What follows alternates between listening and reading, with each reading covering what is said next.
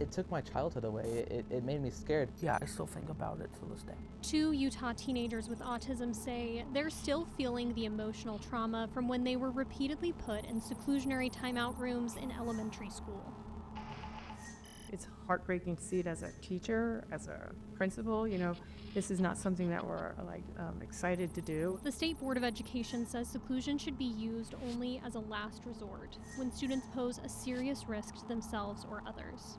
But records show schools sometimes use the tactic in ways state rules don't allow. What they did was wrong. They probably didn't know any better. I'm Fox 13 investigative reporter Taylor Stevens. We've previously told you about how some schools in the state put children in seclusion. Now we'll hear from 2 children who have experienced it firsthand. It's a way to express yourself, and you can create your own worlds. And you can really be yourself, you know what I'm saying? When he's done with the school day, 15-year-old Cody Brighter likes to come home and draw a comic series he calls Cartoon Land. This guy is me. And this is actually the main character of Cartoon Land, actually. Him and his animal friends go on a bunch of adventures. I think I like middle school more. Fellow 9th grader Marcus Norton likes to unwind by watching TV or diving into history. Because I like learning about the past. Both boys went to elementary school at Mountain View in Brigham City, where each was repeatedly put in a small, seclusionary timeout room. I have autism and a little bit of ADHD. Their parents gave permission for the boys to sit down with us so they could share their experiences being put in isolation. Do you know what a coat closet is? Imagine that small of a room. And it was about 7 to 8 foot tall. It's probably the worst feeling ever. It's like you're just you can't get a breath of air. It was a pure white room and a gray door, a gray metal door with a big, the size of a window, so they can still watch us and see what we're doing. It's scary. You don't know what to do. Your adrenaline's going. Your heart's beating really fast. It was a nightmare. That's the simplest way I could say a nightmare. The Box Elder School District declined a request from Fox 13 to tour a seclusion room. The images you see in this story are from other schools and provide a sense of how the rooms commonly look. Overall, Utah children were put in seclusion more than 1,300 times in the 2020-2021 school year. That's the most recent year numbers are available from the U.S. Department of Education, and it's almost certainly an undercount. Data shows most students put in seclusion have disabilities, like Cody and Marcus, and most were in elementary schools. The Utah State Board of Education's rules say seclusion should be used only in extreme circumstances. When it does happen, it's not for small reasons. Kathleen Reeby is a state senator and elementary school teacher.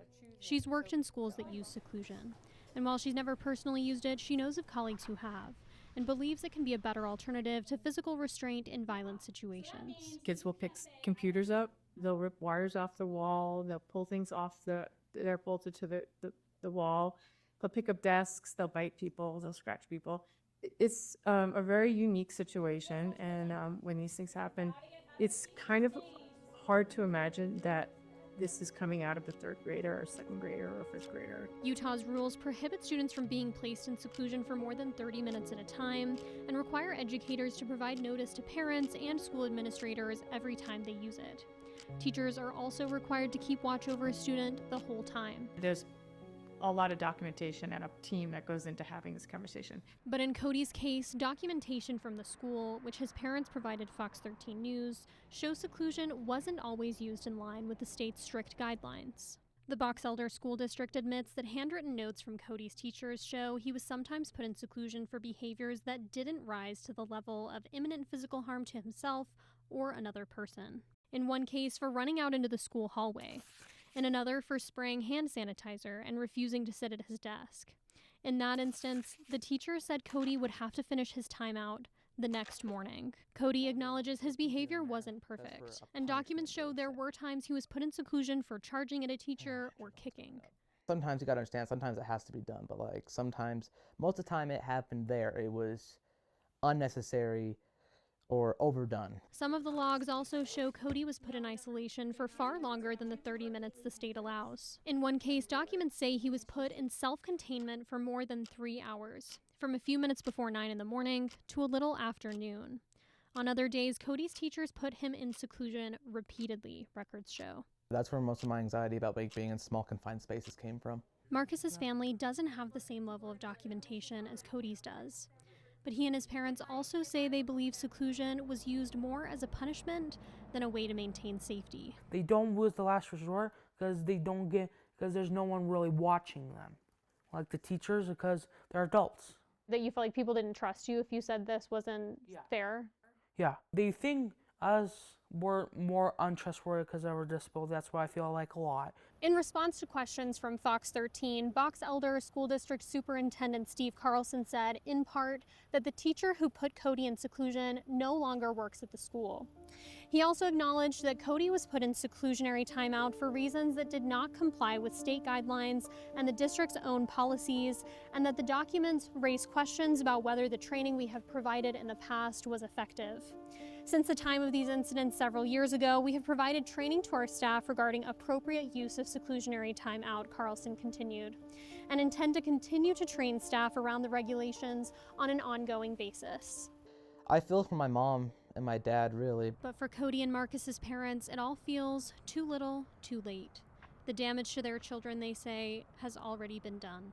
It plays in my head again and again, and I even have nightmares about this. I do have nightmares. I see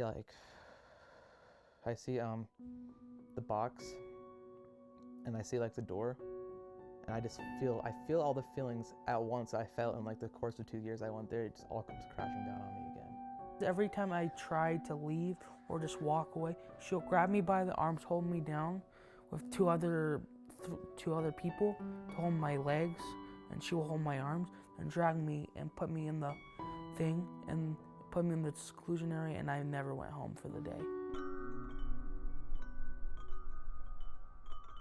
Now both boys say they want more oversight of seclusion to ensure it's used appropriately and other kids don't go through what they did.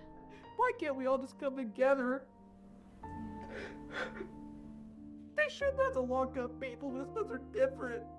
I just want the bugs to be gone. I don't want no one to go through what I went through. It scared me as a child.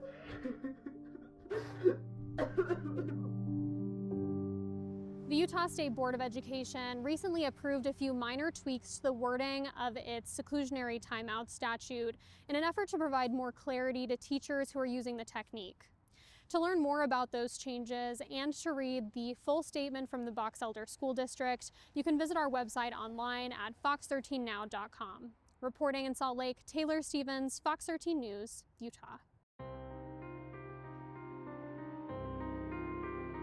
The concerns that we have on restraint and seclusion, the biggest concerns are that it's being misused and abused. Stephanie and Craig Merrill are parents to two twin 8-year-old boys with autism. Nope, look at that, it's hard to see. Since learning about the use of seclusion in Utah schools last year, they've become vocal opponents against it. Lemons. Even starting a website to advocate for a ban on the practice. Until seclusion is prohibited by the Utah State Board of Education in all charter schools and public schools in Utah, I won't be happy. Seclusion is a behavioral intervention used to isolate students from their peers, sometimes confining them in a small padded room like this one. Data shows most students put in seclusion have disabilities and are in elementary schools.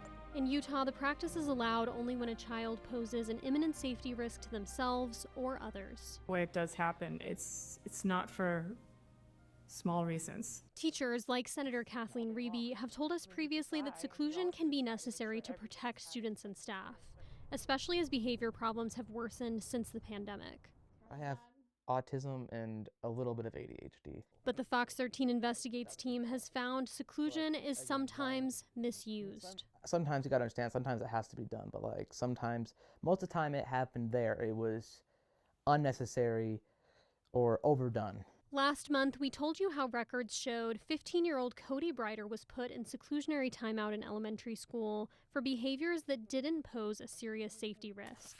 such as spraying hand sanitizer and refusing to sit at his desk. And seeing what has happened is not encouraged my faith in the system.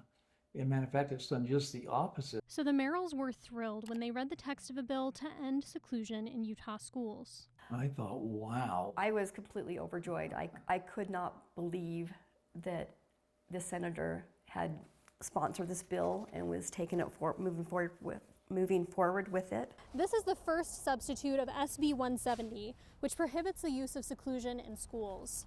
But the bill's second substitute, which passed through the Senate, it removed that language. Instead, this bill would put into state code many of the existing rules the Utah State Board of Education already has around seclusion. We work with multiple stakeholders on this to encompass a lot of what's already in practice, but we want to make sure everybody's on the same page of what's expected.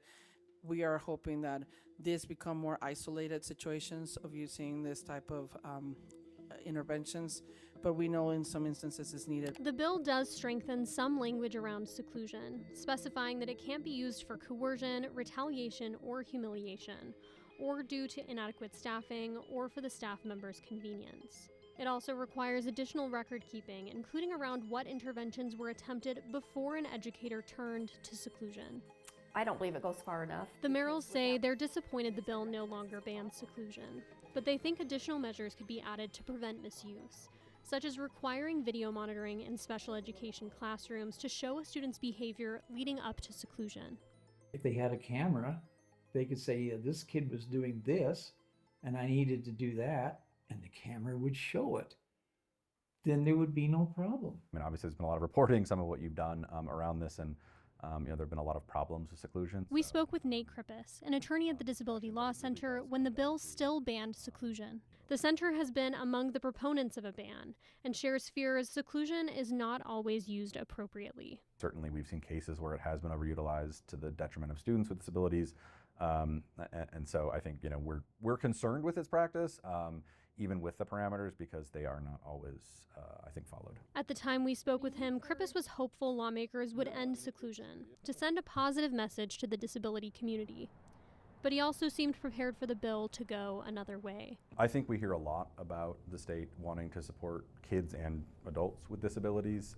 I think ultimately, in practice, that isn't always what we see in a lot of the decisions policymakers make. At the state capitol, Taylor Stevens, Fox 13 News, Utah. It was a nightmare. That's the simplest way I could say a nightmare. Over the past few months, we've reported on seclusion in Utah schools, a behavioral intervention used to isolate students, sometimes in small padded boxes, when they pose an imminent threat. It took my childhood away. It made me scared. Utah lawmakers took notice. Your TV station started showing cases, and I started getting phone calls from constituents. Now, a new state law will make changes to seclusion. I think it's a good step forward. I'm Fox 13 investigative reporter Taylor Stevens. I'll tell you what the new law will change and what parents need to know. Do you really need a 6-year-old or a 5-year-old locked in a room for 6 hours? After May 7th, Utah schools will no longer be allowed to use seclusion on kindergarten students. That is absolutely progress. Guy Stevens with the Alliance Against Seclusion and Restraint notes data shows seclusion is used mostly on elementary students with disabilities. And while he's never seen a seclusion ban as narrow as Utah's, he expects the new rules will have an impact. Putting a prohibition on children, in kindergarten or below, actually will decrease the amount of seclusion statewide, or should have that effect in decreasing the amount of seclusion statewide. Begin with the end in mind. It's not clear how often seclusion was used among Utah kindergartners. But Senator Luz Escamilla, the bill's sponsor, says the new law should help the state secure better data by requiring additional record keeping, including around what educators tried before turning to seclusion. They're supposed to be already reporting, but we know that we're not, the reporting wasn't happening. A spokeswoman with the Utah State Board of Education told Fox 13 News seclusion was possibly and legally being used in kindergarten prior to the passage of this legislation, though she didn't have any specific details.